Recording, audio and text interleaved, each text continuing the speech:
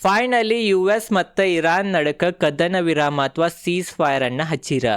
ಅದ ಕಾರಣ ಇನ್ ಮ್ಯಾಗಿಂದ 2 ವಾರ ತನಕ ಇರಾನ್ ಅನ್ನು US ಮ್ಯಾಗ ದಾಳಿ ಮಾಡಂಗಿಲ್ಲ ಅಥವಾ US ಮಿತ್ರ ರಾಷ್ಟ್ರಗಳ ಮೇಲೆ ದಾಳಿ ಮಾಡಂಗಿಲ್ಲ ಮತ್ತು US ಅನ್ನು ಸಹ ಇರಾನ್ ಮ್ಯಾಗ ದಾಳಿ ಮಾಡಂಗಿಲ್ಲ. ಅದ ಕಾರಣ ಇವತ್ತಿನ ಈ ವಿಡಿಯೋನ್ಯಾಗ ಇದೇನೀಗ ಸೀಸ್ ಫೈರ್ ಹಚ್ಚಿದಾರ, ಇದರಿಂದ ಮಾರುಕಟ್ಟೆ ಮೇಲೆ ಯಾವ ತರ ಇವತ್ತು ಪರಿಣಾಮ ಬಿದ್ದೈತಂತ ಅದ್ರ ಬಗ್ಗೆ ತಿಳ್ಕೊಳ್ಳೋಣ. ಮತ್ತೇನ್ ಮಾರುಕಟ್ಟೆ ಇವತ್ತು ಫುಲ್ ಗ್ರೀನ್ ದಾಗಿದ್ದಾವ, ಇದು ಗ್ರೀನ್ ಇದೇ ತರ ಕಂಟಿನ್ಯೂ ಉಳಿತೈತೋ ಏನ್ ಮತ್ 4-5 ದಿನಗಾನ ಕುಸಿತೈತೋ ಅಂತ ಅದ್ರ ಬಗ್ಗೆನೂ ಡೀಟೇಲ್ ದಾಗ ತಿಳ್ಕೊಳ್ಳೋಣ. ಮತ್ತೊಂದನ್ನು ಇವತ್ತು ಔಟ್ಕಮ್ ಬರೋದೈತಿ, ಅದ್ರ ಬಗ್ಗೆನೂ ಸ್ವಲ್ಪ ಡೀಟೇಲ್ ದಾಗ ಸರಳವಾಗಿ ಇವತ್ತಿನ ಈ ವಿಡಿಯೋನಾಗ ನಾವು ತಿಳ್ಕೊಳ್ಳೋಣ. ಅದ ಕಾರಣ ವಿಡಿಯೋ ಲೈಕ್ ಮಾಡಿರ್ಕಲ್ಲ ಲೈಕ್ ಮಾಡ್ರಿ, ಚಾನಲ್ ಸಬ್ಸ್ಕ್ರೈಬ್ ಮಾಡಿರ್ಕಲ್ಲ ಸಬ್ಸ್ಕ್ರೈಬ್ ಮಾಡ್ರಿ, ವಿಡಿಯೋನ ಸ್ಕಿಪ್ ಮಾಡೋದ ಫುಲ್ ವಿಡಿಯೋನ ನೋಡ್ರಿ. ಬರೀ ಫಸ್ಟ್ ಏನ್ ತಿಳ್ಕೊಳ್ಳೋಣ ಅಂತಂದ್ರೆ ಕದನ ವಿರಾಮ ಎದಕ್ಕಾತ, ಸೀಸ್ ಫೈರ್ ಎದಕ್ ಹಚ್ಚಿರ, ಮತ್ತೆ ಏನೇನ್ ಟರ್ಮ್ಸ್ ಅಂಡ್ ಕಂಡೀಷನ್ ಇಟ್ಟೈತಿ ಇರಾನ್ US ಮುಂದಂತ ಅದ್ರ ಬಗ್ಗೆ ಎಲ್ಲ ಡೀಟೇಲ್ ದಾಗ ತಿಳ್ಕೊಳ್ಳೋಣ. ನೋಡ್ರಿ, ಮೇನ್ ಕದನ ವಿರಾಮ ಎದಕ್ ಹತ್ತಿತ್ತಂತಂದ್ರ ಏನ್ ಹಾರ್ಮೋಸ್ ಜಲಸಂಧಿ ಐತಿ ಅದ ಬಂದ್ ಮಾಡಿತ್ತು US ಸಂಬಂಧ ಇರಾನ್. ಆದೀಗ 2 ವಾರ ತನಕ ಇರಾನ್ US ಗ ಓಪನ್ ಮಾಡೋದೈತಿ. ಅದ ಕಾರಣ US ಅನ್ನು ಮತ್ತ ಹಾರ್ಮೋಸ್ ಜಲಸಂಧಿ 2 ವಾರ ಓಪನ್ ಆಗೋದೈತಿ. 2 ವಾರ ಮಾತುಕತೆ ಮಾಡೋಣ, ಅಷ್ಟೊತ್ತಕ ಏನ್ರಿ ಒಂದ್ ಔಟ್ಕಮ್ ಬರ್ಬೋದು. ಅತ್ರಾಗೂ main US president Donald Trump ಅವ್ರು ಏನ್ ಹೇಳಿಕೆ ಕೊಟ್ರಂತಂದ್ರ ಏನ್ ನಮ್ ಮಿಲಿಟರಿ ಟಾರ್ಗೆಟ್ಗಳು ಇದ್ದು, ಏನ್ ನಮ್ಮದ್ ಮಿಷನ್ ಇತ್ತ ಅದ್ ಎಷ್ಟ್ ಅನುಮಾನ ಇತ್ತ ಅದಕ್ಕಿಂತನೂ ಹೆಚ್ಚು ನಾವು ಮುಗ್ಸೇವಿ, ಹೆಚ್ಚು ನಾವು ನಷ್ಟವನ್ನಗೊಳಿಸೇವಿ, ಮತ್ ನಮಗೂ ದಾಳಿ ಮಾಡ್ಬೇಕು ಅನ್ನೋದೇನಿಲ್ಲ ಇತ್ತ. ಮೇನ್ ಹಾರ್ಮೋಸ್ ಜಲಸಂಧಿ ಓಪನ್ ಆದ್ರೆ ಸಾಕಂತ ಅವ್ರದ್ದು ತಲಾಗಿತ್ರಿ. ಅದ ಕಾರಣ ಈಗ 20 days ಹಾರ್ಮೋಸ್ ಜಲಸಂಧಿ ಓಪನ್ ಇಟ್ಟಾರ. ಮತ್ ಈಗ 20 ದಿನ ಮಾತುಕತೆ ಮಾಡೋನು ಅಂತ ಪಾಕಿಸ್ತಾನದ ಇಸ್ಲಾಮಾಬಾದ್ನ್ಯಾಗ 2 ದೇಶಗಳು ಮಾತಾಡೋರಿದಾರಂತ ಅನ್ನತಾರ. ಅದ ಕಾರಣ ಆ 2 ವಾರನ ಏನೇನ್ ಆಗ್ತೈತಂತ ನಾವ ನೋಡ್ಬೇಕ, ಅದ್ರ ಮ್ಯಾಗ ಕಣ್ಣಿರ್ಬೇಕ.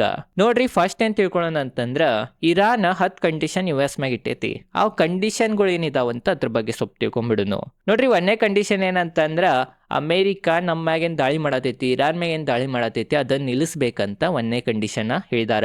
2ನೇ ಕಂಡೀಷನ್ ಏನಂತಂದ್ರ ಪರ್ಮನೆಂಟ್ ಶಾಂತಿ ಬೇಕ. ಇದೇನ್ 2 ವಾರಿಗೆ ಸೀಸ್ ಫೈರ್ ಹಚ್ಚಿರಿ, ಅದ್ 2 ವಾರ ಬ್ಯಾಡ್, ನಮಗ ಪರ್ಮನೆಂಟ್ ಖಾಯಂ ಶಾಂತಿ ಬೇಕು ನಮ್ ದೇಶನಾಗ ಅಂತಾನು ಹೇಳಿಕೆ ಕೊಟ್ಟಾರ. ಮತ್ತ 3ನೇ ಪಾಯಿಂಟ್ ಏನಂತಂದ್ರ ಇರಾನ್ ಬೆಂಬಲಿತ ದೇಶಗಳದಾಗೂ ಶಾಂತಿ ಬೇಕ. ಏನಿದ್ ಲೆಬನಾನ್, ಇರಾನದೆಲ್ಲ ಇವು ಫ್ರೆಂಡ್ ದೋಸ್ತುಗಳು ಇದಾರಲ್ಲ ರೀ, ಅದ್ರಾಗ ಮೇನ್ ಅಂತಂದ್ರೆ ಇರಾನ್ ಪ್ರಾಕ್ಸಿ ಗ್ರೂಪ್ಗಳು ಏನಿದಾವ ಇರಾನ್ದು, ಅವೆಲ್ಲ ಅವ್ ದೇಶನಾಗ ಇದ್ದಾರ. ಅದ ಕಾರಣ ಅವ್ ದೇಶಗಳನ್ನಾಗನು ಶಾಂತಿ ಬೇಕ, ನಮ್ಮ ಮಿತ್ರ ರಾಷ್ಟ್ರಗಳಾಗನು ಶಾಂತಿ ಬೇಕಂತ ಇರಾನ್ ಇಟ್ಟೈತಿ. ಇದು ಒಂದ್ ಪಾಯಿಂಟ್ ಇಟ್ಟೈತಿ. ಮತ್ತ ಭವಿಷ್ಯದಲ್ಲಿ ಭದ್ರತೆಯ ಗ್ಯಾರಂಟಿ ಬೇಕಂತ ಇರಾನ್ಗ. ಮತ್ತ ಹಾರ್ಮೋಸ್ ಜಲಸಂಧಿ ಇರಾನ್ ಪಾಲಿಗೆನ ಬರ್ಬೇಕಂತ, ಅದ್ರದ್ ಕಂಟ್ರೋಲ್ ಇರಾನ್ ಕಡೆನೇ ಇರ್ಬೇಕಂತನು ಹೇಳಿದಾರ. ಈ US ಒಪ್ತೈತೋ ಬಿಡ್ತೈತೋ ಅದ್ ನೋಡ್ಬೇಕ, ಬಟ್ ಇಷ್ಟೆಲ್ಲಾ ಪಾಯಿಂಟ್ ಇಟ್ಟಿದಾರ. ಇರಾನ್ ಮೇಲೆ ನಿರ್ಬಂಧಗಳೇನ್ ಹಚ್ಚಿದಾರ, ಏನ್ ಸ್ಯಾಂಕ್ಷನ್ಗಳು ಹಚ್ಚಾರ, ಇಂಟರ್ನ್ಯಾಷನಲ್ ಸ್ಯಾಂಕ್ಷನ್ಗಳು ಹಚ್ಚಿದ್ರಿಂದ ಇರಾನ್ ಬ್ಯಾರೆ ದೇಶ ಜೊತೆ ಬಿಸ್ನೆಸ್ ಮಾಡಕ್ ಸಾಧ್ಯ ಆಗಂಗಿಲ್ಲ. ಅದ ಕಾರಣ ಅವ್ ಇಂಟರ್ನ್ಯಾಷನಲ್ ಸ್ಯಾಂಕ್ಷನ್ಗಳನ್ನು ತೆಗಿಬೇಕ, ನಾವು ಸಹ ಬ್ಯಾರೆ ದೇಶದ ಕೂಡ ಬಿಸ್ನೆಸ್ ಮಾಡುವಂಗ ನಮಗ್ ಮಾಡ್ಬೇಕಂತನೂ ಹೇಳಿದಾರ. ಅದು ಒಂದ್ ಬೇಡಿಕೆ ಇಟ್ಟಾರ. ಮತ್ತೊಂದ್ ಏನಂತಂದ್ರೆ ಇಂಟರ್ನ್ಯಾಷನಲ್ ಆಸ್ತಿಗಳ ಸೀಸ್ ಮಾಡಿದಾರೆ ಇರಾನ್ದ.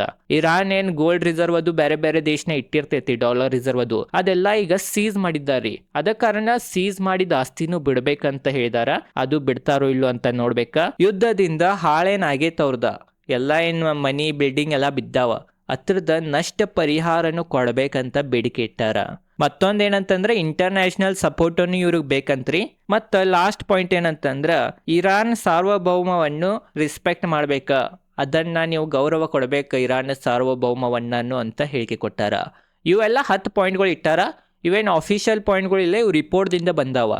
ಎಷ್ಟು ಕರೆ ಎಷ್ಟು ಸುಳ್ಳು ಗೊತ್ತಿಲ್ಲ, ಬಟ್ ಎಲ್ಲ ಮೀಡಿಯಾಗಳ್ನಾಗೆಲ್ಲ ಹೇಳತ್ತಾರ. ಅದ ಕಾರಣ ನಾನು ನಿಮ್ಗೆ ಹೇಳಿದ್ನಿ. ಈಗ ಇಷ್ಟು ಪಾಯಿಂಟ್ಗಳ್ನಾಗ ಮೇನ್ ಏನಂತಂದ್ರ ಮೇನ್ ಪ್ರಾಬ್ಲಮ್ ಎಲ್ಲಿ ಬರೋದಂತಂದ್ರ ಇದ್ರಾಗ ಪರಮಾಣುದ ಬಗ್ಗೆ ಏನು ಹೇಳಿಲ್ಲ. ಮೇನ್ US ಇರಾನ್ದಿಂದ ಮೇನ್ ಏನ್ ಅಂಜಿಕೆ ಐತಿ, ಏನ್ ಥ್ರೆಡ್ ಐತಿ, ಅದ ಪರಮಾಣು ಅಸ್ತ್ರಗಳಿದಾವ, ಅದು ತಯಾರು ಮಾಡಬಾರ್ದು ಇರಾನ್ ಅಂತ ಐತಿ. ಅದ ಕಾರಣ US ಕೆಲವೊಂದು ಟರ್ಮ್ಸ್ ಅಂಡ್ ಕಂಡೀಷನ್ಗಳು ಇರ್ತಾರ. ಅತ್ರ 1ನೇದ್ ಮೇನ್, ನೀವು ಯಾವಾಗನು ಫ್ಯೂಚರ್ದಾಗ ಪರಮಾಣು ಅಸ್ತ್ರಗಳನ್ನ ತಯಾರು ಮಾಡಬಾರ್ದಂತ ಅಗ್ರಿಮೆಂಟ್ ಕೊಡ್ಬೇಕಂತ US ಕೇಳ್ಬೋದ.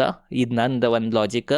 ಮತ್ತ ಇತರ ಸಂಬಂಧ ಇಷ್ಟ ಆಗೈತಂತಂದ್ರೆ ಇದು ಅವ್ರು ಖಂಡಿತವಾಗಿ ಮಾಡೋರ ಅನ್ನಿಸ್ತೈತ್ರಿ. ಮತ್ತೆ 2ನೇದ ಹಾರ್ಮೋಸ್ ಜಲಸಂಧಿ ಮೇಲೆ ಕಂಟ್ರೋಲ್ ಇರಾನದೇನ್ ಇರ್ಬೇಕಂದ್ರ ಅದಕ್ಕೂ ಒಪ್ಪೋದ ಡೌಟ್. ಉಳಿದಿದ್ದು ಎಲ್ಲಕ್ಕೂ US ಒಪ್ಪೋದ, ಉಳಿದಿದ್ದೆಲ್ಲ ಒಪ್ಪಿತ್ತಂತಂದ್ರ ಮತ್ ಯುದ್ಧ ನಿಲ್ಲೋ ಸಂಭಾವನೆ ಐತಿ. ಅದ ಕಾರಣ ಓವರ್ ಆಲ್ ಮೇನ್ ಏನ್ ತಿಳ್ಕೊಬೇಕಂತಂದ್ರ ಇದೇನ್ ಯುದ್ಧ ನಿಂತೈತಿ, ಇದು ಬರೀ 2 ವಾರ ನಿಂತೈತಿ.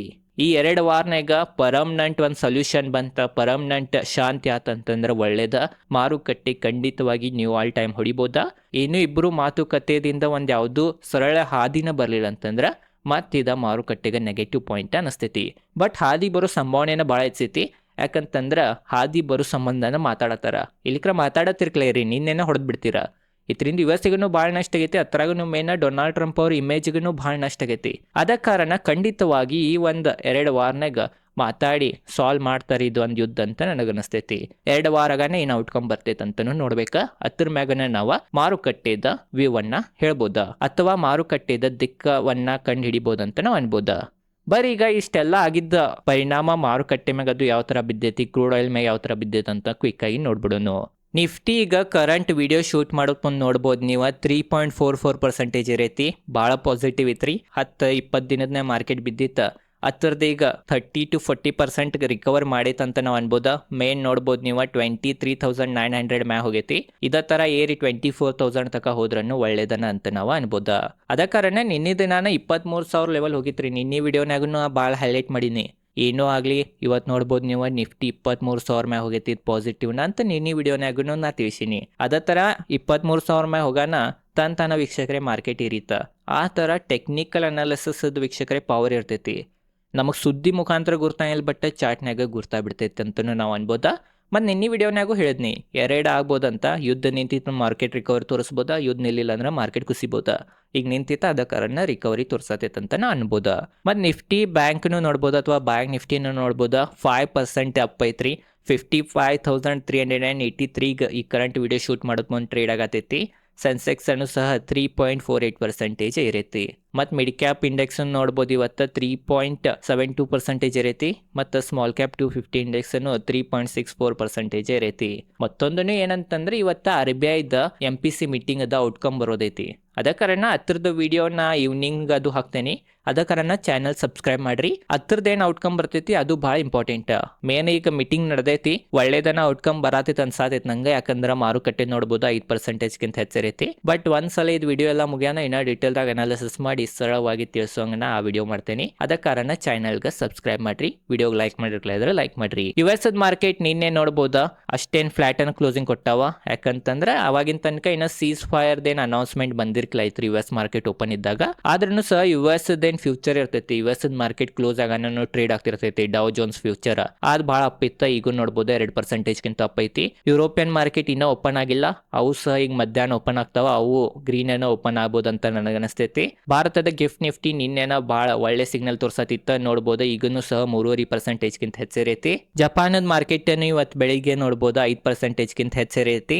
ಉಳಿದಿದ್ದು ಎಲ್ಲ ಏಷ್ಯನ್ ಮಾರ್ಕೆಟ್ ನೋಡ್ಬೋದು ನೀವು. ಅದ್ರಾಗ ನೀವು ಮೇನ್ ಕೊರಿಯಾದ ಮಾರ್ಕೆಟ್ 7%ಗಿಂತ ಹೆಚ್ಚಿರೈತಿ.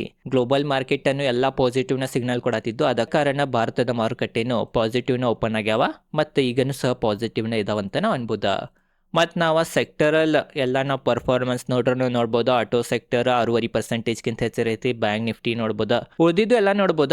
IT ಅಷ್ಟಿನ ಪಾಸಿಟಿವ್ ಇಲ್ರಿ. ನೋಡ್ಬೋದು ನೀವು IT ನೆಗೆಟಿವ್ನ ಐತಿ, ಫಾರ್ಮಾ ನೆಗೆಟಿವ್ ಐತಿ. ಇವು 2 ಬಿಟ್ರೆ ಉಳಿದಿದ್ದು ಎಲ್ಲ ಸೆಕ್ಟರ್ ಪಾಸಿಟಿವ್ನ ಇದಾವಂತ ನಾವು ಅನ್ಬೋದ. ಮತ್ತು ನಾವು ಕ್ರೂಡ್ ಆಯಿಲ್ ಬೆಲೆ ನೋಡ್ರ ಮೇನ್ ಇದೆಲ್ಲ ಆಗೋದನ್ನ ಕ್ರೂಡ್ ಆಯಿಲ್ದ ಕಾರಣದಿಂದ. ಅದ ಕಾರಣ ಕ್ರೂಡ್ ಆಯಿಲ್ ಬೆಲೆನೂ ಭಾಳ ಇಂಪಾರ್ಟೆಂಟ್. ಕ್ರೂಡ್ ಆಯಿಲ್ ನಿನ್ನೆ $110 ಮ್ಯಾಗ್ ಟ್ರೇಡ್ ಆಗತ್ತಿತ್ತ. ಈಗ ನೋಡ್ಬೋದು $94 ಟ್ರೇಡ್ ಆಗತೈತಿ. WTI ಕ್ರೂಡ್ ಆಯಿಲ್ 96ಗೆ ಟ್ರೇಡ್ ಆಗತೈತಿ. ಕ್ರೂಡ್ ಆಯಿಲ್ದು ಒಂದ್ ದಿನದ್ನಾಗನ 10%ಗಿಂತ ಹೆಚ್ಚು ಬಿದ್ದಾವ. ಅದ ಕಾರಣ ಇದು ಒಳ್ಳೇದನ್ನ. ಇದು ಇನ್ನೂ ಕಳೆ ಹೋದ್ರ ಭಾಳ ಒಳ್ಳೇದಂತ ನಾವು ಅನ್ಬೋದ. ಇದು ಮತ್ತೆ $60-70 ಬಂತಂದ್ರೆ ಮತ್ತೆ ಯಥಾಸ್ಥಿತಿ ಆತ. ಮತ್ತು ಮಾರುಕಟ್ಟೆಗದು ಏನು ಎಕನಾಮಿಗದು ಭಾಳ ಪೆಟ್ಟು ಬೀಳಂಗಿಲ್ಲ ಅಂತ ನಾವು ಅನ್ಬೋದ. ಮತ್ತು ಭಾರತದ ಇನ್ಫ್ಲೇಷನ್ ಏನು ಇರ್ತೈತಂತ ಒಂದು ಅಂಜಿಕೆ ಇತ್ತು, ಅದು ಸಹ ಕಂಟ್ರೋಲ್ನಾಗ ಬರ್ತೈತಿ. ಈಗನ ಏನರ ಒಮ್ಮೆ ಡೌನ್ನಾಗ ಹೋತಂತಂದ್ರನು ಅಂತ ನಾವು ಅನ್ಬೋದ. ಇನ್ಫ್ಲೇಷನ್ಲಿ ಯಾವ ಥರ ಮಾರುಕಟ್ಟೆ ಮ್ಯಾಗ ಮತ್ತು ಯಾವ ಥರ ಎಲ್ಲ ಅಸೆಟ್ ಮ್ಯಾಗ ಎಫೆಕ್ಟ್ ಬೀಳ್ತೈತಿ. ಮತ್ತು ನಾವು ಇನ್ಫ್ಲೇಷನ್ ಡೇಟಾನ ನೋಡಿ ಯಾವ ಥರ ಮಾರುಕಟ್ಟೆ ಮ್ಯಾಗ ಹೋಗ್ತೈತೋ ಕಳೆ ಹೋಗ್ತೈತೋ ಅಂತ ಯಾವ ಥರ ಕಂಡು ಹಿಡಿತೇವೆ ಅಂತನೂ ಒಂದು ವಿಡಿಯೋ ಮಾಡೇನಿ. ಅದ್ರದ್ದು ಲಿಂಕ್ ಡಿಸ್ಕ್ರಿಪ್ಷನ್ನೇ ಹಾಕಿರ್ತೇನೆ. ಈ ವಿಡಿಯೋ ಮುಗಿಯೋಣ ಆ ವಿಡಿಯೋನ ಹೋಗಿ ನೋಡ್ರಿ. ಅದು ಭಾಳ ಒಳ್ಳೆ ವಿಡಿಯೋ ಐತಿ. ಅದ ಕಾರಣ ಕ್ರೂಡ್ ಆಯಿಲ್ದು ಪ್ರೈಸ್ ಕೆಳಗೆ ಬಂದೈತಿ. ಇದು ಒಂದು ಪಾಸಿಟಿವ್ನ ಅನ್ಬೋದು ನಾವು. ಗೋಲ್ಡ್ ಸಿಲ್ವರು ಇವತ್ತು ಇರಾವ. ಗೋಲ್ಡ್ 2%ಗಿಂತ ಹೆಚ್ಚಿರೈತಿ. ಸಿಲ್ವರ್ 5%ಗಿಂತ ಹೆಚ್ಚಿರೈತಿ. ಅದ ಕಾರಣ ಗೋಲ್ಡ್ ಸಿಲ್ವರ್ಗೂ ಪಾಸಿಟಿವ್ನ ಸುದ್ದಿ ಆಗೈತಿ ಇದಂತ ನಾವು ಅನ್ಬೋದ. ಓವರ್ ಆಲ್ ಇದೇ ಐತಿ ಇವತ್ತಿನ ಈ ವಿಡಿಯೋ. ಮೇನ್ ಏನಂತಂದ್ರೆ ಸೀಸ್ ಫೈರ್ ಅನೌನ್ಸ್ ಆಗೈತಿ, ಕದನ ವಿರಾಮ ಅನೌನ್ಸ್ ಆಗೈತಿ. ಬಟ್ 2 ವಾರದೈತಿ. ಈ 2 ವಾರನಾಗ ಯುದ್ಧ ನಿಂತ್ರ ಒಳ್ಳೇದ. 2 ವಾರ ಆಗ ನಾನು ಯುದ್ಧ ನಿಲ್ಲಿಲ್ಲ, ಮತ್ತು ಸೀಸ್ ಫೈರ್ ಮುಗ್ಯಾನ, ಮತ್ತು ಯಥಾಸ್ಥಿತಿನ ಆತ. ಈಗ ಯಾವ ಥರ ನಡೆದೈತಿ ಯುದ್ಧ ಟೈಮ್ನಾಗ ಯಾವ ಥರ ನಡೆದೈತೆ ಅದೇ ಥರ ಆತಂತಂದ್ರೆ ಮತ್ತು ಮಾರುಕಟ್ಟೆಗೆ ಶಾರ್ಟ್ ಟರ್ಮ್ನಾಗ ನೆಗೆಟಿವ್ ಅಂತ ನಾವು ಅನ್ಬೋದ. ಓವರ್ ಆಲ್ ಎಂಥದ್ದು ಸುದ್ದಿ ಬರಲಿ ಮಾರುಕಟ್ಟೆನಾಗ ಅದು ಶಾರ್ಟ್ ಟರ್ಮ್ ಅಂತ ಈವನ್ ಡೇಟಲ್ಲೇನು ಗುರ್ತಾಗ್ತೈತಿ. ಮತ್ತು ನನ್ನ ಹಳೆ ವಿಡಿಯೋಗಳನ್ನು ನೋಡ್ರಿ. ಹಳೆ ವಿಡಿಯೋನಾಗೂ ನಾವು ಭಾಳ ತಿಳಿಸೀನಿ. ಯುದ್ಧ ಆದ್ರೂ ಮಾರುಕಟ್ಟೆಯನ್ನು ಭಾಳ ಬೀಳ್ತೈತೆ ಅಂತಿಲ್ಲ, ಇರ್ತೈತೆ ಅಂತ ಎಲ್ಲ ಡೇಟಾ ಮುಖಾಂತರ ತಿಳಿಸೀನಿ. ಅದೇ ಥರನ ಮಾರ್ಕೆಟ್ ಪರ್ಫಾರ್ಮ್ ಮಾಡತ್ತೈತೆ ಅಂತ ನಮಗೆ ಇಲ್ಲಿ ಗೊತ್ತಾಗ್ತೈತಿ. ಓವರಾಲ್ ಇದೇ ಇತ್ತ ವಿಡಿಯೋ ಚಲೋ ಅನಿಸ್ತು ಲೈಕ್ ಮಾಡಿರಿ. ಇದೇ ಥರ ಸ್ಟಾಕ್ ಮಾರ್ಕೆಟ್ ರಿಲೇಟೆಡ್ ಕನ್ನಡದ ವಿಡಿಯೋ ಮಾಡ್ತಿರ್ತೇನೆ.